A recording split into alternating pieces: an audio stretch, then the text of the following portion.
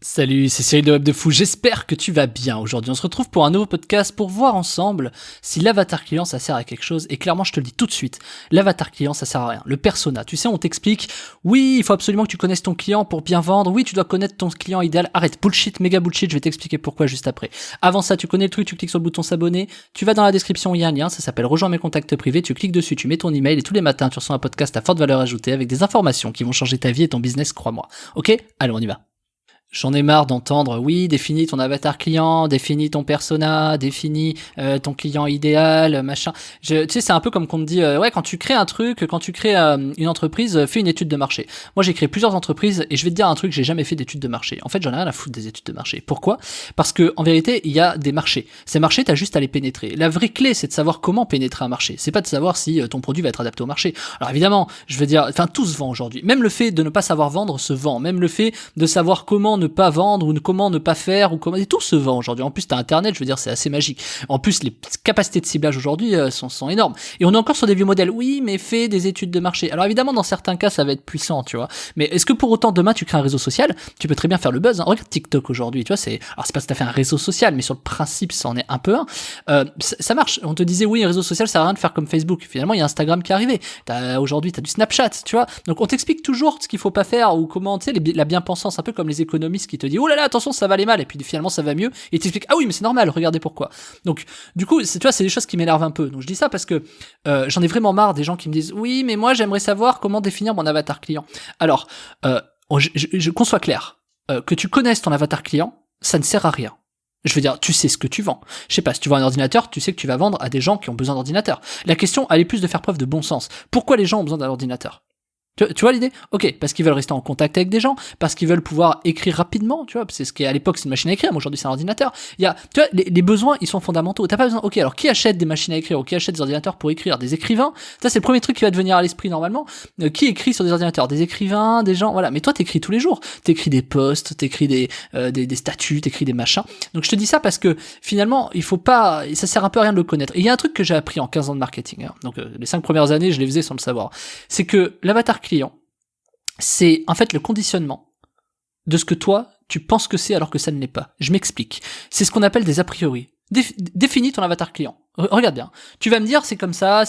Donc un avatar client, je le reprécise, c'est quel est ton client idéal pour ton produit ou tes produits. Même pour de l'affiliation. C'est quoi ton client idéal ? Oui, il est plutôt comme ça. Ok. Tout ce que tu vas me dire c'est de la merde pour une raison simple. Je préfère te le dire tout de suite. Parce que en fait, c'est ton cerveau qui va expliquer les choses. C'est-à-dire en aucun cas, c'est le client théoriquement idéal qui vient te dire ce qu'il est. Tu vois ce que je veux dire ? Voire même lui-même, s'il est client idéal, il saura pas le dire. Donc si toi t'es pas capable de définir ton client idéal, et franchement tu ne l'es pas, personne ne l'est, et que ton client lui-même n'a pas conscience de qu'il est ton client idéal, à quel moment tu peux croire que tu connais ton client idéal ? Je sais pas si tu vois ce que je veux dire. Et je t'explique, c'est comme des gens qui disent oui mais moi j'aime j'aime pas la salade, tu vois. Ok, t'aimes pas la salade. Oui mais la salade c'est vraiment dégueulasse. J'avais déjà donné cette explication dans un podcast précédent.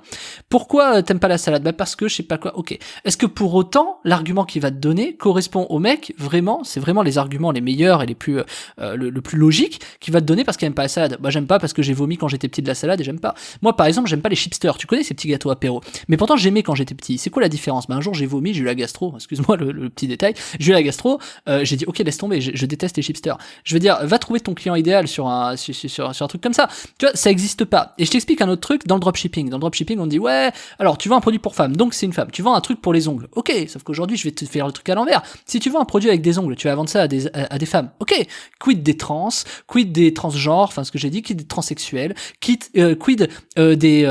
tu sais des trucs dans les tournages dans les tournages de films, tu sais, pour les costumes, les machins, etc. T'oublies tous ces gens-là.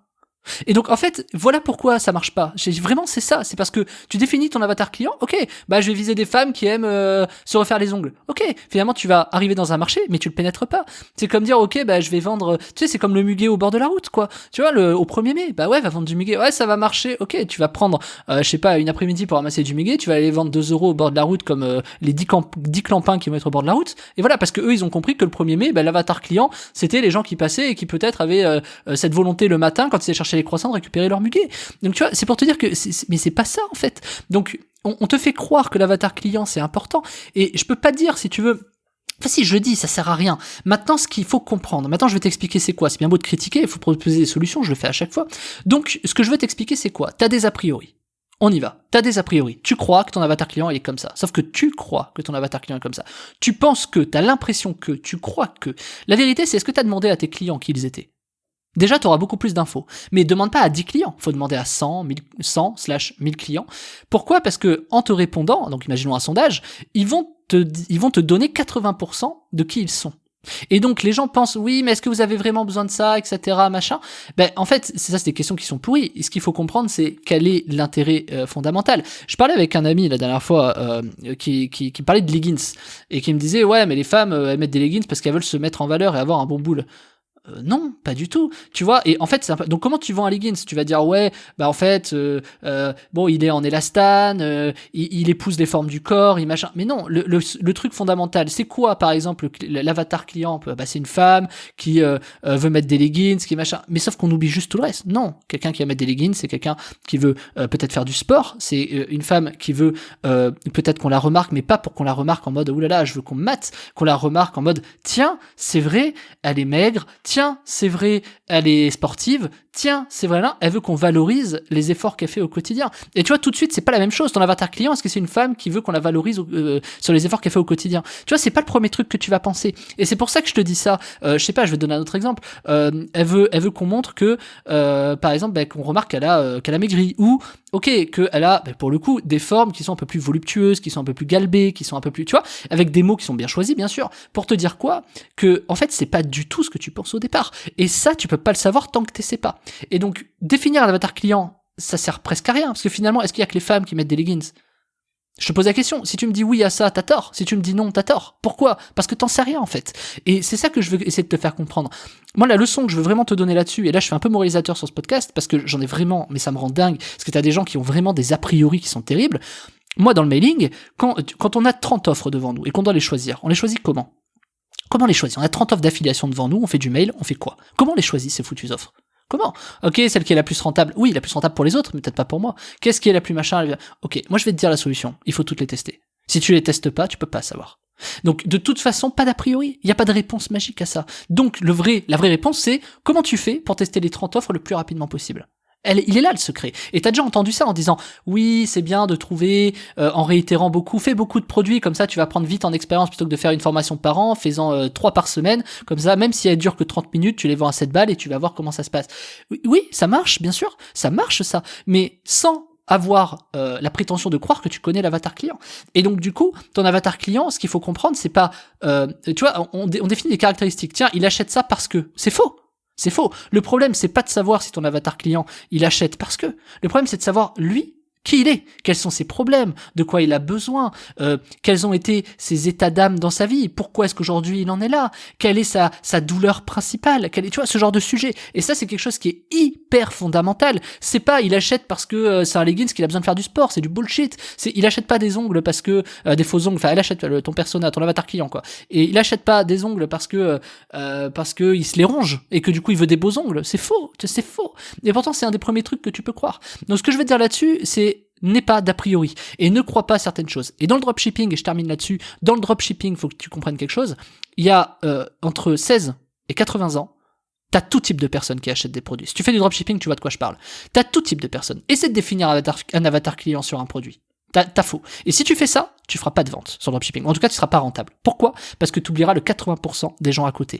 Et ces 80%-là, parfois, tu peux tomber sur une niche. Et c'est là où tu fais beaucoup d'argent. Donc surtout, si tu fais comme tout le monde, que tu penses comme tout le monde, et c'est toujours le truc, c'est que ça va pas. Si tu penses que pour une femme, mettre des faux ongles, c'est par exemple pour avoir des beaux ongles, et donc tu vas cibler que des femmes qui veulent changer ou avoir des beaux ongles ou d'esthétique, t'as tout tort. T'as tout tort, ça veut rien dire. T'as absolument tort. Ça, c'est vrai pour faire un peu d'argent. C'est pas vrai pour tout exploser. Donc, l'avatar client, c'est pas quelqu'un qui a besoin de ton produit. C'est quelqu'un que tu dois connaître. Pourquoi, par exemple, il a ses douleurs? Pourquoi il a ses problématiques? Quels obstacles il a rencontrés? Ça, c'est le plus important. Donc, connaître ton client, ce n'est pas savoir pourquoi il achète. C'est absolument pas ça. Connaître ton client, c'est savoir ce qu'il ressent. Et ça, c'est le truc le plus important à comprendre, ok? Et quand tu sais ça, tu peux construire des pages de vente qui sont extrêmement rentables pour vendre ton produit de manière conséquente. Et pour ça, je t'ai préparé une formation avec des outils qui va te définir tout ce que je te dis, qui va te montrer comment définir ton avatar client, mais pas comme tu le penses, d'une autre façon qui va te permettre tout de suite, tu vas voir, et je te le montre en live d'ailleurs, tu vas voir tout de suite, moi par exemple, je te prends un exemple, je te montre la définition de tout ça, et je te montre, il y a 35 cases, tu vas voir, je remplis les 35 devant toi, je te montre à quoi ça sert, comment on s'en sert, et quand t'as ça, t'as toute ta page de vente. C'est 35 cases à remplir, c'est rien du tout 35 cases, ça paraît énorme, mais c'est pas du tout énorme, tu vois, tu vas comprendre. Et donc du coup, dans cette formation, je te montre comment construire tes pages de vente, comment vendre plus efficacement, je te montre que t'as pas besoin de connaître parfaitement ton client ou ton avatar client pour y arriver. Je te montre que finalement, avec une grille que je vais te montrer, un truc que j'ai créé, que ça va te permettre d'avoir tout ce qu'il faut pour construire ta page de vente. Ensuite, je te montre dans des trames comment on agence ces éléments, et je te montre des exemples derrière, des exemples concrets, je te les fais devant toi. Bref, il y a tout pour vendre, et tu vas voir que c'est des pages qui transforment. Alors, ça va dépendre des méthodes que tu choisis, parce qu'il y a plein de méthodes dedans, mais si tu vas vendre, en tout cas, si tu fais des méthodes rapides et tu as besoin de faire ça en 40 minutes, forcément, c'est une méthode que tu vas moins travailler, donc qui va être moins rentable, mais qui va être quand même être rentable, et t'en as qui vont te demander peut-être 4 jours, mais qui vont être extrêmement rentables. Il y a tous les types de méthodes, il y a toutes les meilleures techniques de copywriting qui vont te faire exploser. C'est à un prix qui défie toute concurrence, hein. Tu vois, des trucs comme ça peut valoir entre 4 et 5 000 euros. Moi, je vends des pages de vente pour des clients à 10 000 euros, et je déconne pas. Donc, ce que je vais te donner accès là, ce que tu as accès là, c'est toute ma trame que moi j'utilise. Tu as même celle de Web de Fou, celle que j'utilise moi pour vendre mes produits, etc. T'as tout dedans. T'as des tableaux, t'as des documents où je te montre, t'as des exemples, t'as tout. C'est simple, t'as tout. Après ça, tu fais toi ta page de vente et tu vends direct après. Je te laisse cliquer sur la formation, ça s'appelle Copywriting Web de Fou, les secrets des pages de vente rentables. Je te laisse cliquer dessus. T'as le lien dans la description. Je te rejoins de l'autre côté. Je te dis à tout de suite, Martin.